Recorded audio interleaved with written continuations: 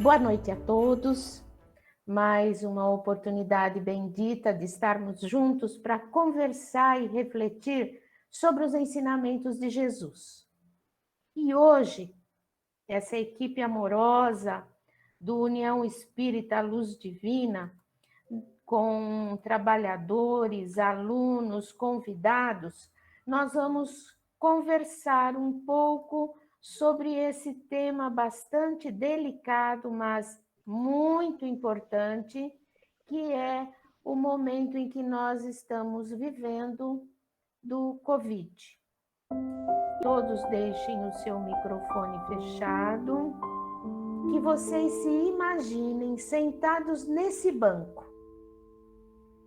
Esse banco que está aí num local onde tem a natureza, onde tem um lago, e esse céu lindo de pôr do sol. Hoje nós vamos nos banhar de natureza, prestando atenção na vegetação, ouvindo o som dos pássaros que estão indo dormir. Vamos imaginar toda essa natureza pronta como presente de Deus para nós. Então vocês vão ficar sentadinhos aí, observando a natureza,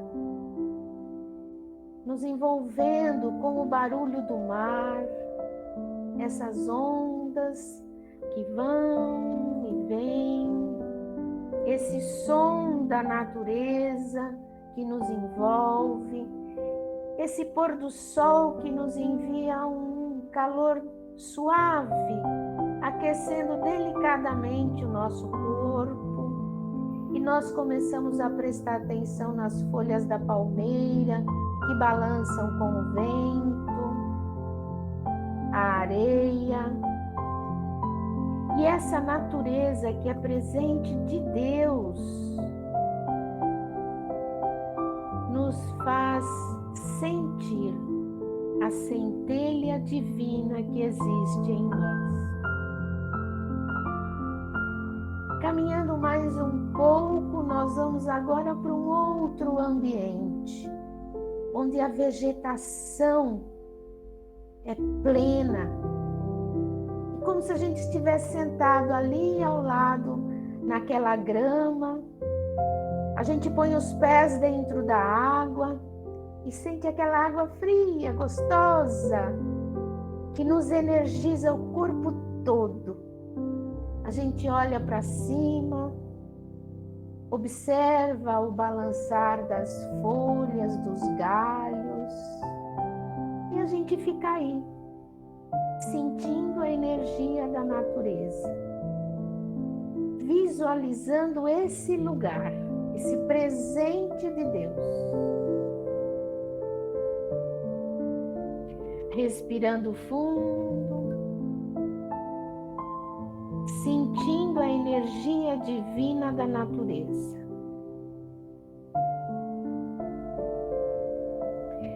E agora a gente vai caminhar nesse jardim, onde tem flores de todos os tipos, de todas as cores, de todos os perfumes, e a gente se deixa impregnar por essa energia. Isso é Deus presente em nós. Vamos olhar para a variedade dessas cores. Olha o colorido. Através da nossa retina, essa informação vai entrando na nossa mente, serenando, fortalecendo a nossa energia divina. E a gente vai caminhando como uma criança, andando pelas flores, passando a mão pelas flores, acarinhando cada uma delas, agradecendo o que elas estão nos oferecendo. A gente olha para cima, vê aquele sol gostoso, ameno. E a gente volta lá para esse banco e agradece a Deus. Cada um fazendo a sua oração íntima de agradecimento por tudo que nós estamos vivenciando, principalmente pelas lições difíceis. São elas que nos fortalecem. Olhando essa natureza, esse céu que é um presente de Deus. O doutor Anselmo sentado do nosso lado, aí no banco, fazendo aquelas brincadeiras que ele gosta de fazer, contando as historinhas que ele gosta de contar, trazendo para nós e compartilhando a alegria que ele sempre nos mostra. Respirando fundo,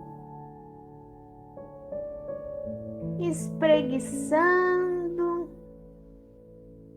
e aí a gente levanta e vai sentar onde a gente está agora, para que a gente possa ouvir o que a nossa amiga Beth tem para conversar com a gente. Beth, é com você. Boa noite, amigos queridos. Uma alegria estar aqui. Obrigada, Luz Divina. Que gostoso começar assim. Então, esse tema realmente é muito delicado, porque a pandemia do Covid-19 é o coronavírus disease, né, 19, porque os primeiros casos foram divulgados em 2019 na China, mas o Divaldo Pereira Franco, numa live, disse que antes dessa data já havia vítimas de Covid quando ainda a doença não tinha sido identificada. De qualquer forma, esse vírus está gerando muitas transformações, o isolamento, os problemas econômicos, as incertezas do futuro, porque a gente tem medo de contrair a doença, ela evolui muito rapidamente para óbito em alguns casos. O luto em grande escala. Tem o site oficial do coronavírus, chama worldometers.info/coronavírus. Então, a data de ontem, no mundo, já 2,5 milhões de pessoas morreram e no Brasil 270 mil. Então, nós estamos ansiosos pela vacina. Mas tudo isso está causando um trauma coletivo.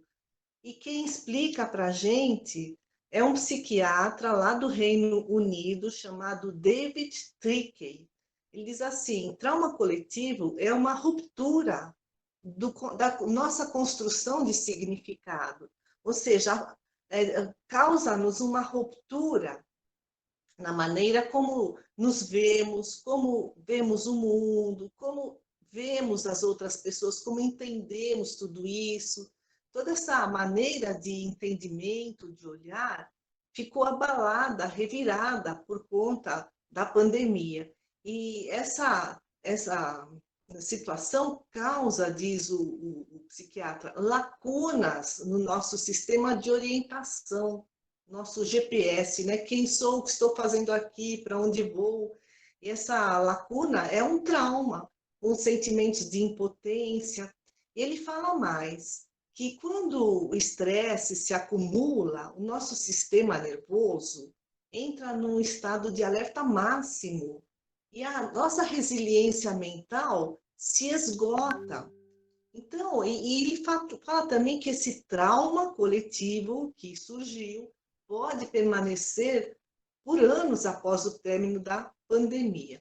Depois a gente vai voltar sobre esse assunto de lacunas.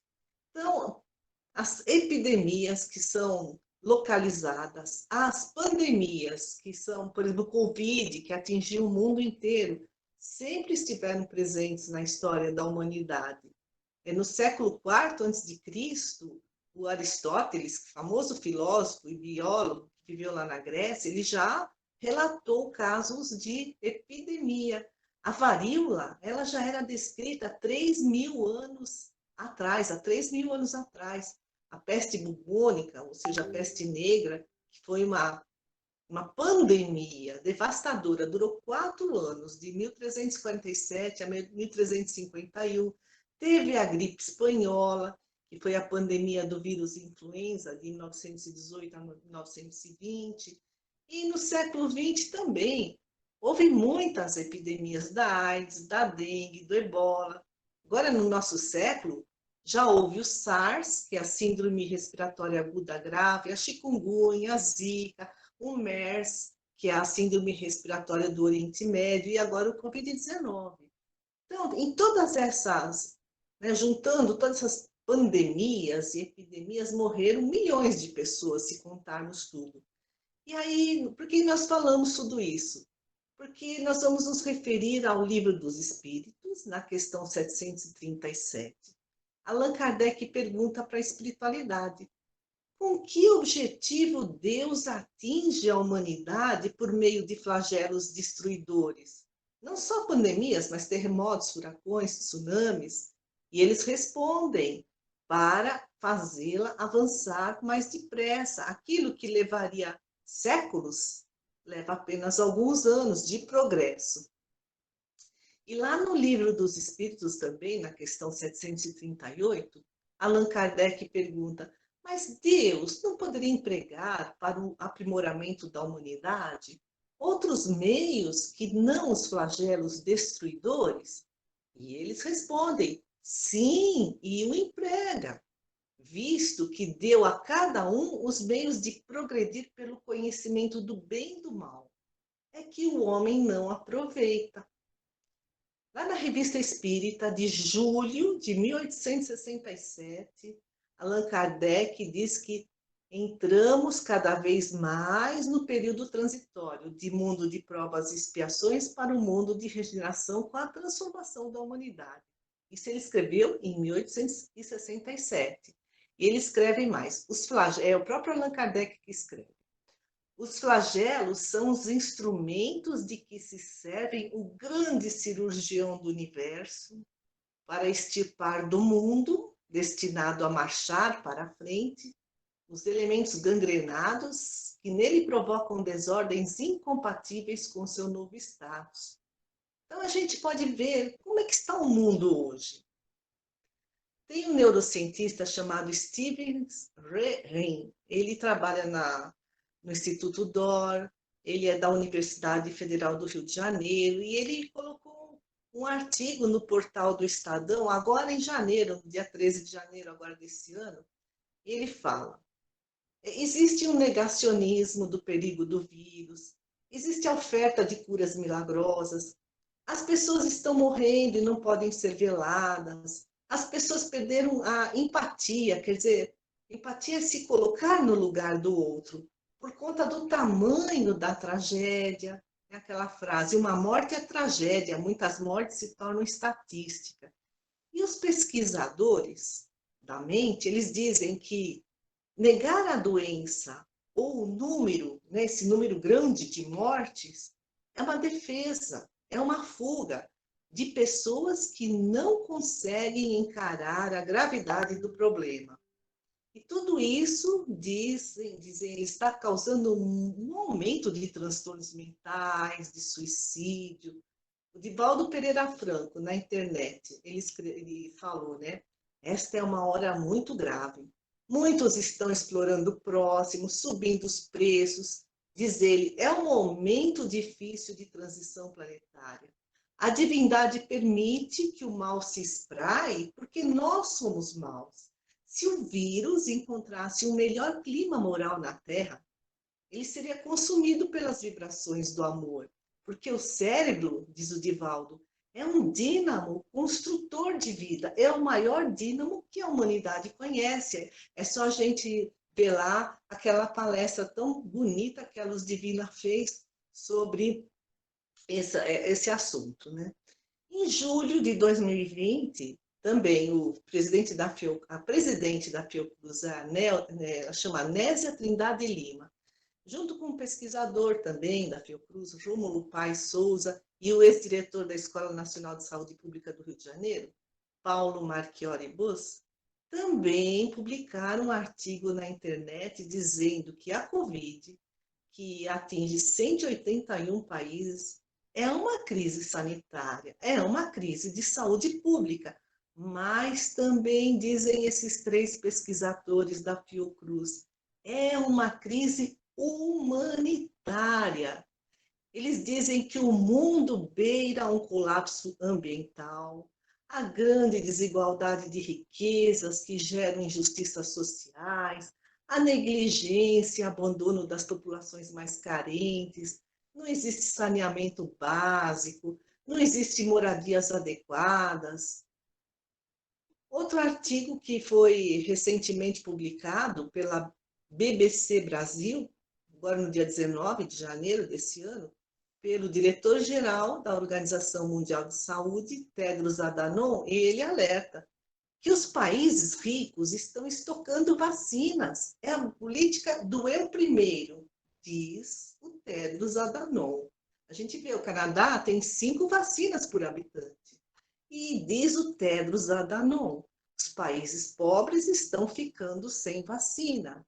E aí, o diretor da OMS fala, devo ser franco, o mundo está à beira de um fracasso moral catastrófico, diz ele. Um fracasso moral catastrófico. E a Netflix também traz um documentário, começou em janeiro, fabuloso. I Am, eu sou. E o cineasta Tom Shadyac, ele entrevista filósofos e líderes religiosos do mundo todo. E ele pergunta, ele faz 3 perguntas para esses pensadores. O que há, né, com o nosso mundo? O que podemos fazer por ele? E olha a terceira pergunta, que fantástica. Há um problema que causa todos os outros problemas, todos esses problemas que a gente vê, a pobreza, as guerras e tudo mais. E aí, vários pesquisadores, vários filósofos, vários cientistas, líderes religiosos dão o seu parecer. Então, são vários. Eles dizem que, segundo a ciência, né, o universo e o corpo físico é visto como máquina. E essa forma de ver, né, essa forma mecanicista, modela a nossa forma de entender o mundo e a nós mesmos. Então, nós entendemos que somos separados uns dos outros. Isso leva a um individualismo. Tipo assim, separe-se do grupo, seja o primeiro e vença. Eles dizem, nós acabamos nos tornando máquinas de interesse próprio. E isso gera competição. A competição do ter, do poder, da fama. E o que eles dizem? Lá nesse documentário, para a sociedade capitalista, a nossa função não é ser cidadão, é ser um consumidor. A gente vê as propagandas, né? Eles falam assim, ó, quanto mais você comprar, mais feliz você vai ser. E a gente acumula, acumula. É o exagero do ser, do ter, né? Do ter, exagero do ter, esquecendo do ser. Albert Einstein, já no século passado, dizia: a humanidade precisará de uma nova forma de pensar se quiser sobreviver. E ainda nesse documentário, Tom Hartman é um escritor, um radialista muito famoso lá nos Estados Unidos. Ele escreveu, ele falou, né, no documentário, acho que teremos que ter um choque após o outro antes de finalmente acordar como espécie. E o que é essa pandemia se não um choque? Então, quando o cineasta Tom Shadyac, né, perguntou, há um problema que causa todos os outros problemas? A gente percebe pela resposta desses pensadores. Essas respostas vêm ao encontro do que nos ensina o Livro dos Espíritos na questão 785. Allan Kardec pergunta, qual o maior obstáculo ao progresso? O orgulho e o egoísmo, que, conforme eles dizem, está criando, né, essa crise humanitária, essa catástrofe moral no mundo de hoje. Eckhart Tolle, ele é um escritor, um conferencista alemão que mora no Canadá, escreveu um livro chamado O Poder do Silêncio. E ele também escreve: há realmente um tom de urgência, porque considero que a transformação da consciência humana não pode mais ser um luxo ao alcance de poucas pessoas, mas uma necessidade fundamental se quisermos que a humanidade não se destrua. Então a gente vê que esses grandes, né, essas grandes cabeças pensantes do mundo já estão nos dando esses alertas há muito tempo. Então, o progresso da humanidade é lento e, às vezes, para que a humanidade evolua de uma forma mais rápida, é que vem esses flagelos destruidores. Às vezes, esse progresso é parcial, no caso de epidemias, um tsunami localizado. Às vezes, esse progresso é estimulado no mundo todo, de uma forma geral, como no caso das pandemias. Lá na Gênesis, no capítulo 18, os Espíritos escreveram: quando a humanidade está madura para subir um degrau, pode dizer-se que são chegados os tempos marcados por Deus. A humanidade conquistou um grande desenvolvimento intelectual. Ela está madura nesse aspecto. Então, chegou a hora de evoluir também moralmente. Deus nos dá todos os dias os meios de adquirir o conhecimento do bem e do mal, dizem eles, né? De praticar o bem. Vieram as 3 revelações, Moisés, né? Jesus, a doutrina espírita e tantos outros educadores, mas nós não aproveitamos. E aí vem os ceifadores, que são esses flagelos destruidores. Na Revista Espírita, de outubro de 1868, tem uma comunicação espiritual, dizendo: os flagelos destruidores ativam o movimento entre o mundo corporal e o mundo espiritual e deve acelerar o remanejamento da humanidade. E aí, olha que pergunta inteligente de Allan Kardec na questão 738 do Livro dos Espíritos. Mas, nesses flagelos, o homem de bem sucumbe como o perverso. Isso é justo? E eles respondem, os espíritos: ah, vocês dão muita importância para o corpo físico. O corpo físico é só uma veste. A nossa verdadeira pátria é a espiritual. A Terra é só um local de passagem. E os espíritos explicam mais. Um dia todos iremos morrer. Uns escolhem morrer na Covid como prova, testar, né, a sua coragem, a sua abnegação no cuidado com o outro. A gente vê que tantas pessoas que trabalham na saúde também desencarnaram. Outros passam por expiações para quitar débitos do passado. E dizem eles, outros morrem porque não se preveniram, porque se arriscaram em aglomerações, sem máscaras. Lá no Livro dos Espíritos, na questão 854, Allan Kardec faz uma pergunta em relação a isso, né, de pessoas que se arriscam. Ele fala assim, ele pergunta da infalibilidade da hora da morte. Quer dizer, ninguém foge da morte, né? Aquele dia é um dia, né, que planejado. Segue-se que as precauções que se tomam para evitá-la são inúteis em evitar a morte, né? E eles dizem: não, porque as precauções que tomais vos são sugeridas para evitar a morte que vos ameaça. Elas são um dos meios para que a morte não ocorra. E na Revista Espírita, de novembro de 1865, tem um artigo intitulado O Espírito e a Cólera, ou o cólera, né? Que cólera é uma bactéria que devastou também muitas regiões lá na Europa no século XIX.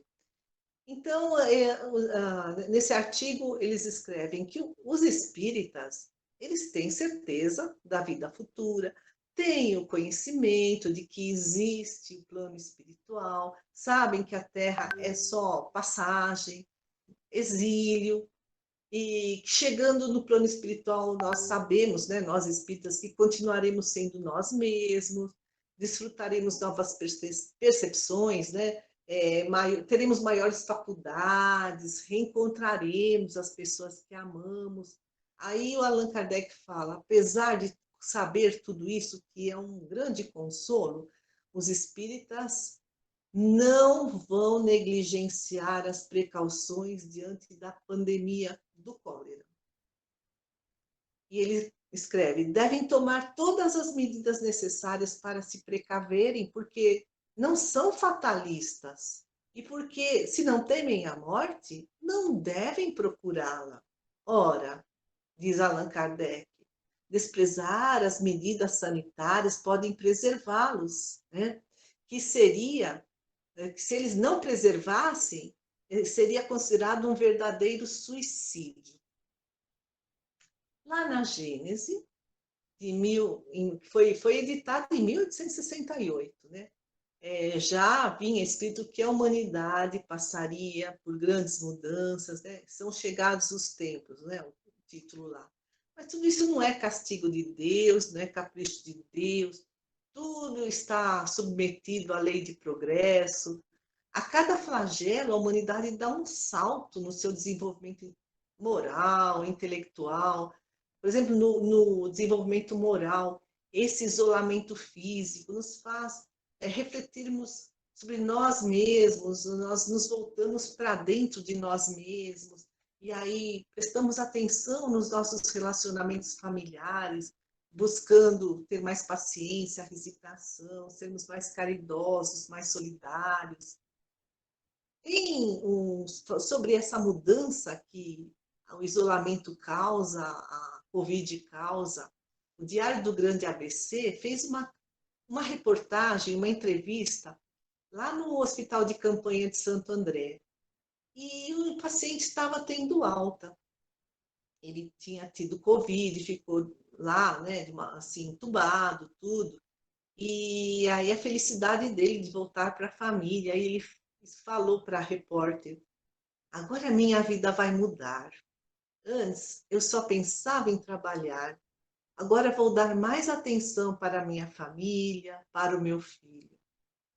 Então é um choque, né, que nos desperta. A gente está desenvolvendo a simplicidade, pensando mais no ser, menos no ter. Estamos entendendo a necessidade de preservar a natureza. A gente vê que com esse isolamento o planeta está se refazendo na sua fauna, na sua flora. E o desenvolvimento intelectual também que está surgindo, estão surgindo novas vacinas, medicamentos, tratamentos. Os pesquisadores de todo o mundo estão unidos, sequenciando o genoma do coronavírus numa base comum, estão desenvolvendo anticorpos artificiais, porque tem pessoas que são imunodepressivas, não adianta tomar a vacina, não vão fabricar anticorpos. E a pesquisa de melhoria de saneamento, de higiene. Então, é um salto evolutivo. Voltando a falar, né, do David Trickey, aquele psiquiatra do Reino Unido, ele fala que essas crises intensas causam os traumas, as lacunas no nosso modo de entender a vida. Quer dizer, ficamos à deriva, sabe? O nosso GPS está desorientado, sem rumo. E aí ele explica que esse trauma não é proporcional ao impacto do estresse. Há pessoas que passam por grandes dificuldades e não se desequilibram. Outros, por muito menos, adoecem e até desistem da vida. Então, tem pessoas que têm lacunas mais preenchidas, tem pessoas que têm lacunas menos preenchidas. Como preencher essas lacunas? Então, atualizar e reformular as nossas crenças, diz o psiquiatra, e também o nosso senso de identidade, ou seja, quem sou, o que quero da vida, para onde vou. A doutrina espírita nos dá o norte. Somos espíritos imortais, estamos de passagem pela Terra, passando por provas e expiações para evoluir. E aí a gente consegue desenvolver fé, esperança, coragem, resignação. Tudo isso preenche as nossas lacunas. Buscar o conhecimento e fazer a autotransformação preenche as nossas lacunas. porque a função da crise é despertar a nossa consciência e fazer-nos crescer interiormente, para que façamos a nossa reforma íntima. Desde o século V a.C., Sócrates já dizia: homem, conhece-te a ti mesmo. Mas ainda hoje, a maioria das pessoas não se conhece, não faz um mergulho para conhecer o próprio ser, fica distraído, né? Olhando para fora, para o material, para o ter. Como a gente vai se conhecer? Tem um filósofo chamado Arcângelo Buzzi, escreveu um livro, A Introdução ao Pensar. Ele fala, sabe como a gente pode se conhecer? Ruminando a existência. Sabe os animais ruminantes? Boi, carneiro, camelo, cabra, né? Eles vão lá, pastam, né? Eles engolem as plantas. Aí eles vão lá para a sombra, deitam e ficam ruminando, né? Remoem o que ingeriram. E aí o Arcângelo Buzzi fala, então, ruminação espiritual é um cogitar as experiências recolhidas no campo da vida. Olha que bonito! Ou seja, quem sou eu, como estou, o que fiz, como posso melhorar. A gente falava muito nas redes sociais, mas a gente tinha perdido a capacidade de dialogar com a gente mesmo, com o nosso passado, com o nosso futuro. Então, como que a gente faz a nossa reforma íntima? Estudando, entendendo as leis de Deus para entender a vida e nós mesmos, né?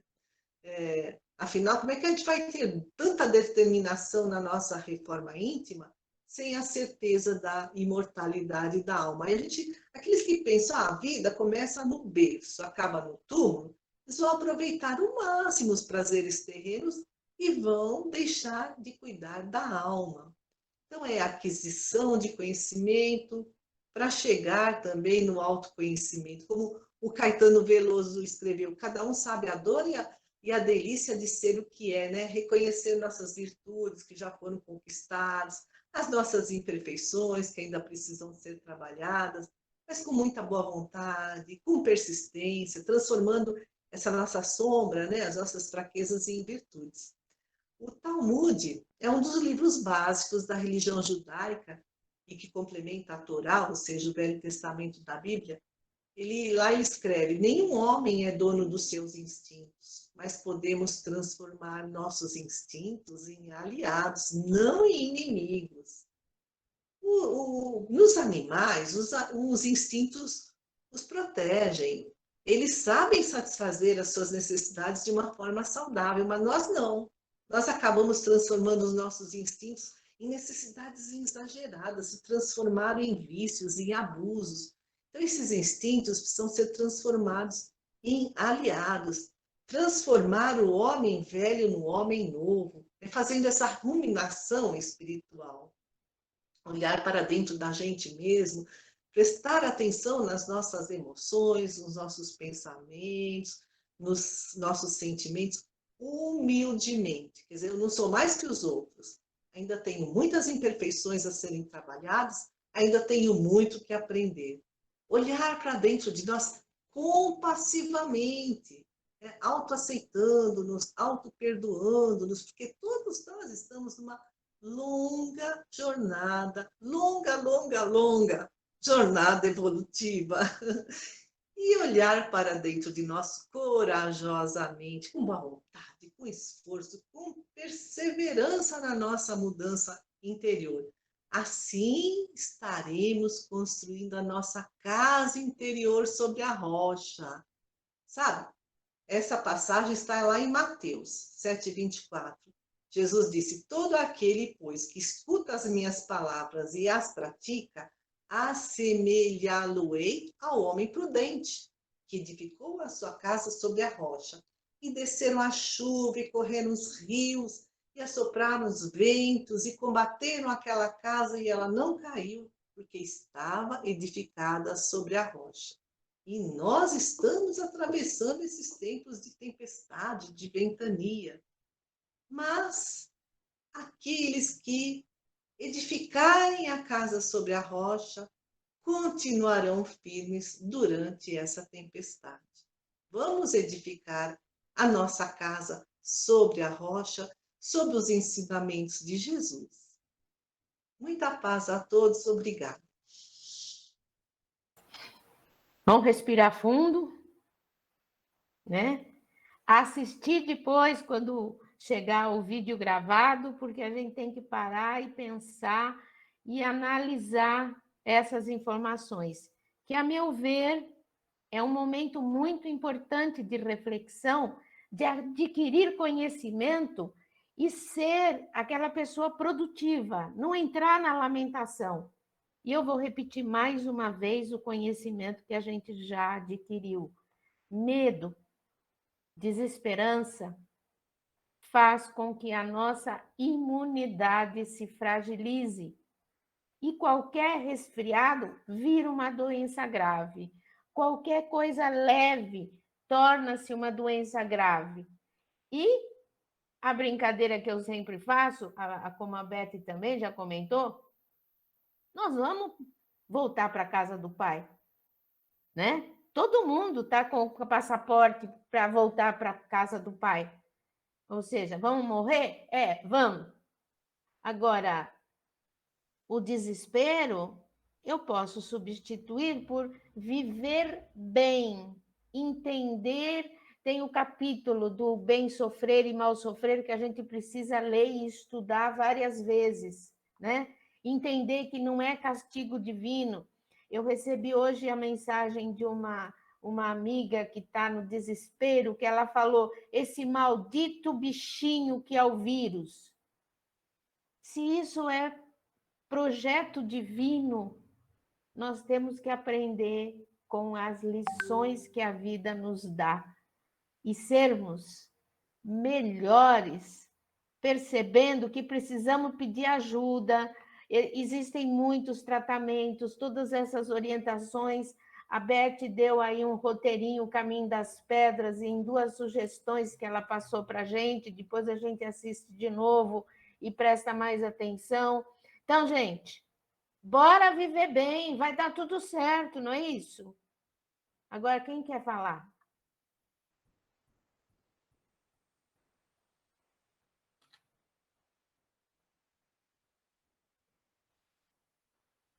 Eu vou começar a pedir. Maria Aparecida, você sempre tem contribuição dentro da sua área de conhecimento. Boa noite, pessoal. Bom, eu acho que as instituições religiosas têm um papel fundamental, porque elas precisam preparar a pessoa para a morte, para lidar com o luto, para lidar com a dor, porque a gente vê muitas instituições que falam: não, venham até mim, você que não tem nada, você vai adquirir carro, casa, empresa, vai ser um empresário. Isso é importante, a gente precisa se manter, né? O dinheiro é uma obra divina, ele é muito bom, mas usado com inteligência. A gente não pode ser o escravo do dinheiro. A religião tem que preparar a gente também para o depois, porque todo mundo vai morrer e a gente precisa aprender a lidar com isso, né? O luto, todo mundo passa pelo luto várias vezes na vida e a pessoa fica evitando. Não, eu não vou nem no velório porque eu não quero ver a pessoa, eu não vou nem no enterro. Gente, vamos! A gente faz a prece antes de ir para a gente se fortalecer. Chegar lá, a gente faz a prece pela pessoa que está retornando para a casa espiritual. Se ficar triste, a gente tem que pensar que tem que ser momentâneo, a gente não pode demorar muito na tristeza. E a gente, mesmo na situação mais difícil, a gente tem que ser otimista, a gente tem que ser construtivista, a gente tem que construir. Nós estamos nessa situação e todo mundo está pensando: ai, as pessoas estão morrendo, ai, é o maldito bichinho. Ah, não, gente, esquece assim. Nós pedimos para passarmos por essa situação e para estarmos aqui nesse momento. Vamos fazer um breve exercício, ó. Vamos imaginar cada um de nós lá em cima, do lado de Deus, olhando aqui para baixo e avaliando o nosso comportamento. Será que a gente ia gostar do que a gente está vendo? Então a gente precisa mudar a nossa atitude, né? Porque assim, se eu pedir, Deus, por favor, coloca aí no meu planejamento reencarnatório que eu quero estar viva naquele período para eu contribuir de alguma maneira. E aí chega a hora de contribuir, eu me desespero, eu fico chorando, eu fico lastimando. Gente, foi por água abaixo tudo aquilo que eu pedi. Então, por mais dolorosa que seja a situação, e é porque a gente está vendo muita gente voltando para o plano espiritual e dá aquela tristeza, dá aquela saudade, mas a gente relaxa, mentaliza que tudo que acontece é para nossa evolução e a gente tem que contribuir para que isso aconteça de uma maneira mais serena. A gente tem que lançar vibrações positivas para a gente passar por isso e para o plano superior também conseguir fazer a missão deles, né? Porque eles precisam da nossa energia. Se a gente não lançar para eles vibrações de amor, vibrações de fé, eles vão ter um trabalho muito maior. E aquela pessoa que sofre muito é porque ela não olha para o seu interior, né? Porque dentro de mim estão todas as respostas que eu preciso e que eu procuro. Então, se eu estou achando que esse momento é triste, eu tenho que buscar no meu interior por que essa tristeza. E olhar para dentro da gente é complicado. A gente tem que enfrentar os nossos monstros para sair vitoriosos. Então, o que a gente faz? Não, deixa meu monstro lá quietinho, ó, não quero nem olhar para ele, deixa ele lá. Só que aí eu não evoluo. Então, quanto mais eu olhar para dentro de mim, quanto mais eu me analisar, melhor eu vou sair dessa situação. E aí é uma reflexão minha, né? Porque se a gente está passando por isso, por esse isolamento, é para forçosamente a gente olhar para o nosso interior. Porque os espíritos que já subiram um degrau, eles olham para dentro de si. E aqueles espíritos plenos, eles olham para tudo, né? Então, se eu quero caminhar para esse mundo de regeneração, eu tenho que olhar para dentro de mim. Eu tenho que encarar aquilo que eu preciso corrigir.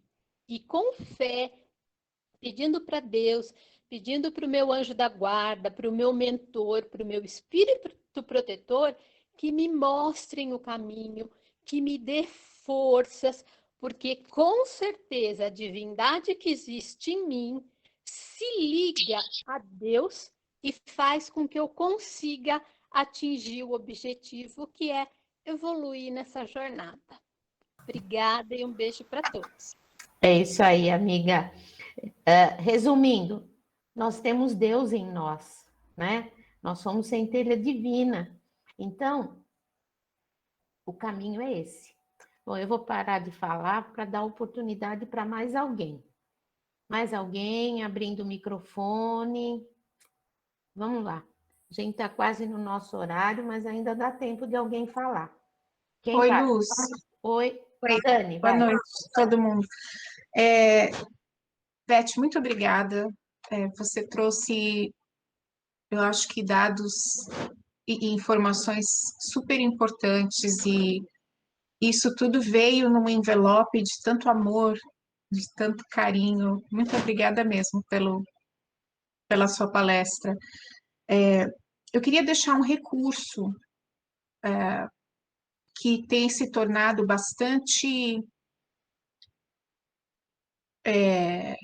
não comum, mas que tem sido falado bastante aqui nos Estados Unidos, que se chama Buy Nothing, que significa compre nada, ou seja, não compre nada, né?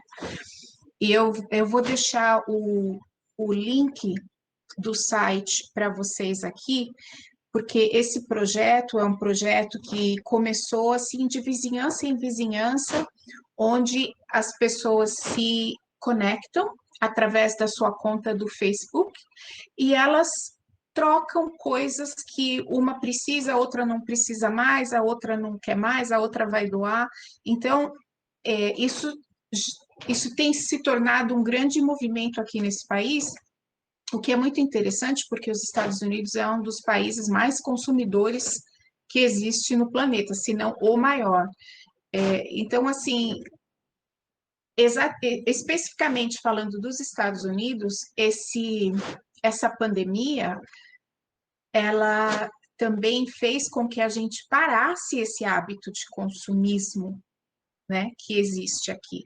As pessoas não podiam ir às lojas, e tudo bem que você pode comprar online, mas as pessoas começaram a se ater ao que realmente era importante, as coisas básicas, não é? Aqui existe ou existia, né, essa coisa de vou sair para fazer compra porque eu estou de saco cheio, não tenho nada para fazer.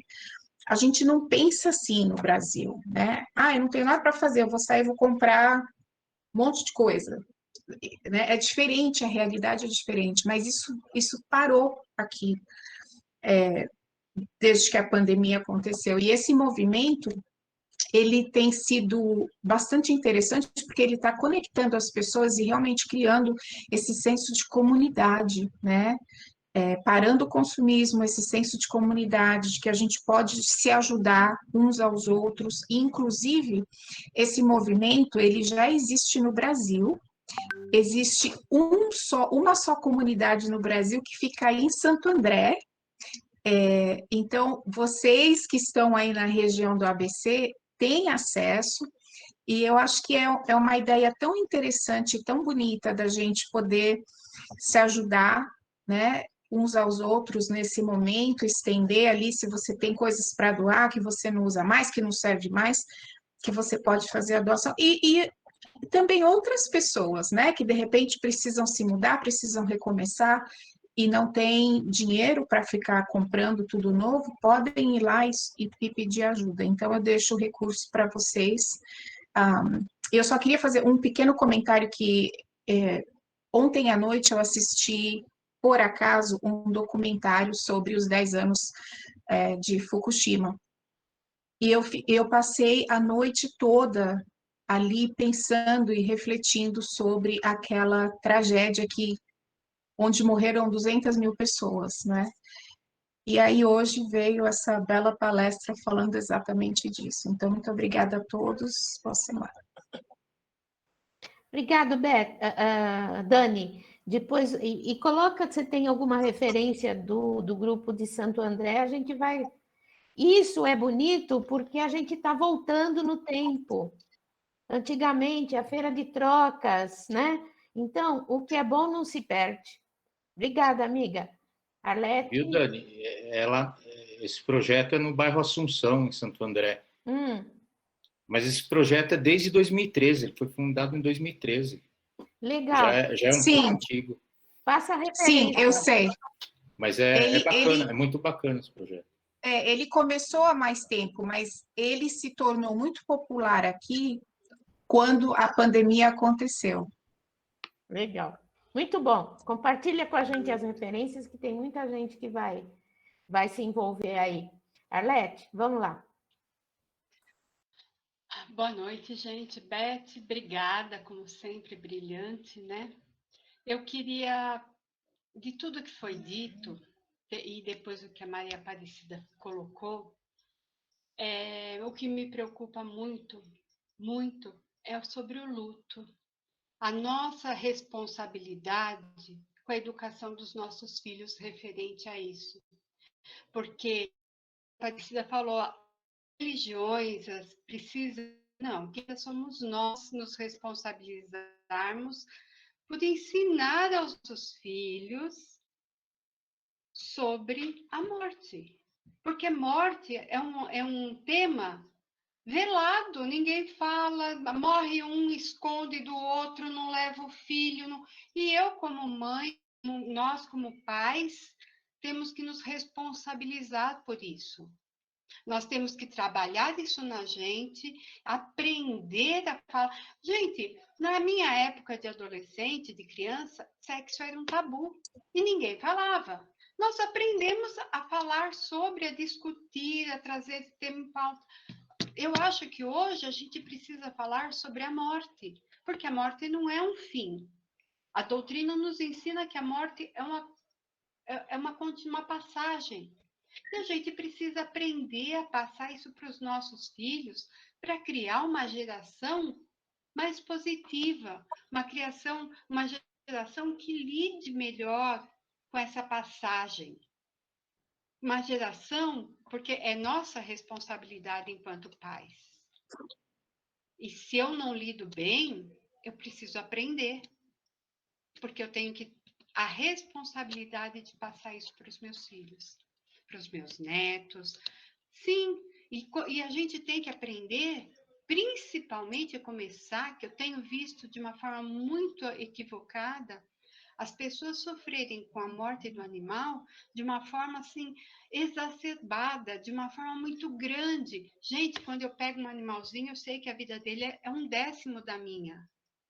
1/20.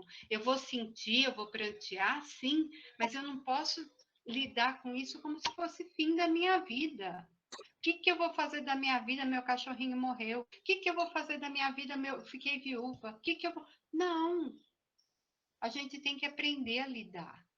E todas essas coisas fazem parte da vida da gente. A única certeza que nós temos na vida é que nós vamos morrer. A pessoa...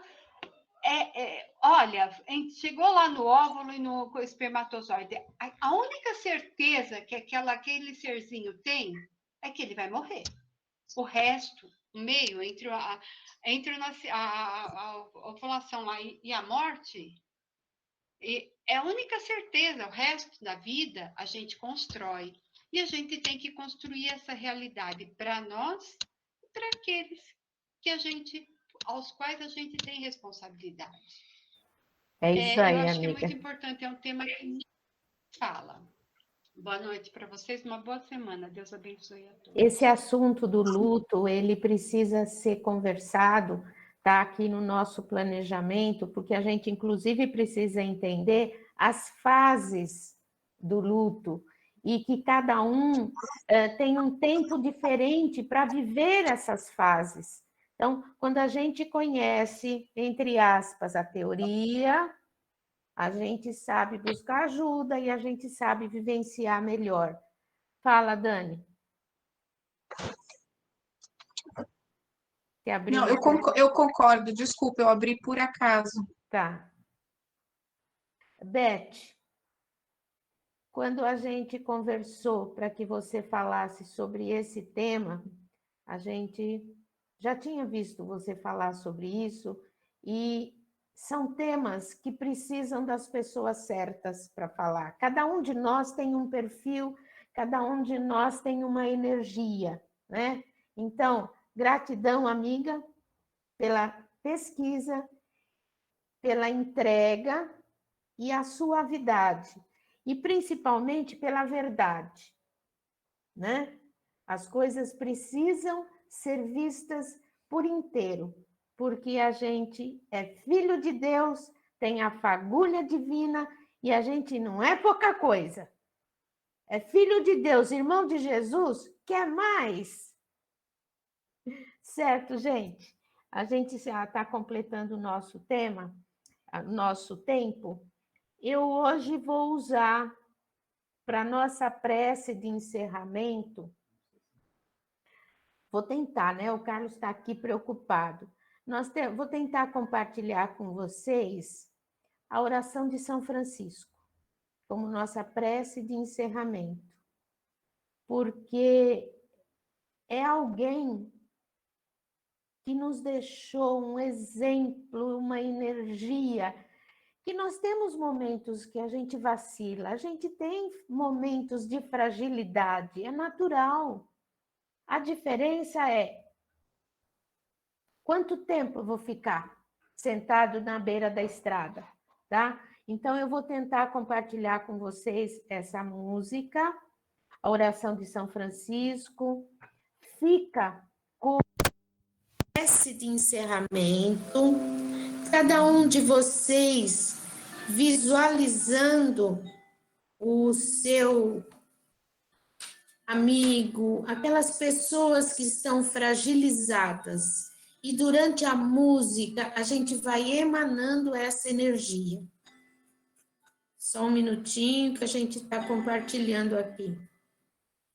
Nos envolvendo com esse carinho, sentindo a energia dessa música. Senhor, Fazei-me instrumento de vossa paz. Onde houver ódio, que eu leve o amor. Onde houver ofensa, que eu leve o perdão. Onde houver discórdia, que eu leve a união. Onde houver dúvida, que eu leve a fé.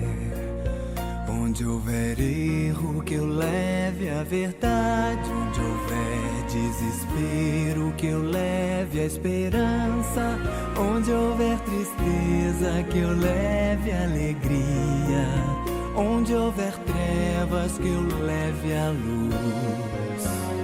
Ó Mestre, fazei que eu procure mais consolar que ser consolado, compreender que ser compreendido, amar que ser amado, pois é dando que se recebe, é perdoando que se é perdoado, e é morrendo que se vive para a vida eterna.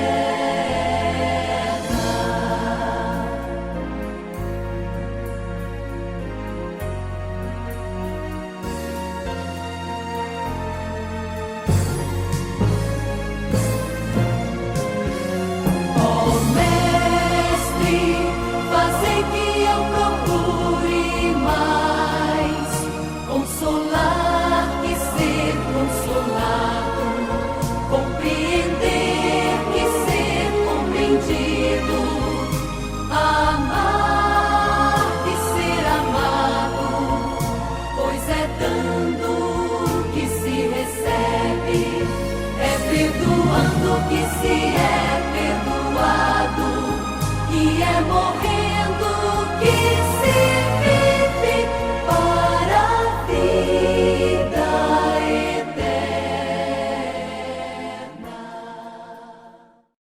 Lembrando da presença amiga do Dr. Anselmo, de toda essa equipe. Que o tema de hoje seja para nos fortalecer, emanando de nós sentimento de gratidão pela vida, sabedoria. E ao invés de fazer o autopasse hoje, nós vamos emanar do nosso peito uma fonte geradora de luz, para que a equipe espiritual consiga utilizar o nosso ectoplasma, fortalecendo também toda a equipe médica, toda a equipe de enfermagem, toda a equipe de limpeza, toda a equipe de saúde possa receber essa energia que nós estamos emanando agora, juntamente com todos os médicos do plano espiritual que fazem parte da equipe do Dr. Bezerra de Menezes. Nós somos luz e emanando juntos essa energia, nos tornamos fortes, auxiliando e sendo auxiliados, respirando fundo, agradecendo a Deus e nos abraçando, porque esse corpo ele é muito importante para a caminhada terrena do nosso espírito. Obrigado, Pai do Céu, por esse corpo. Muito obrigado. E por essa cabeça aqui também, né? Que tem que pensar direito, né? Gente, obrigado por vocês estarem com a gente. Gratidão imensa, muita paz, muita alegria pelo aprendizado. Um abraço, Beth. Obrigadão, povo. Tchau, obrigada, gente. Ótimo final de semana. Tchau, pessoal. Boa noite. Obrigada, Beth. Boa noite. noite a todos. Boa noite a todos. Boa noite a todos vocês. Boa noite a todos, viu? Boa noite. Boa noite. Boa noite a todos. Boa semana. Tchau, tchau. Boa noite. Fiquem com Deus. O Carlos não deu o recado sábio dele. É isso aí. Tchau, gente. Muita harmonia. Nada.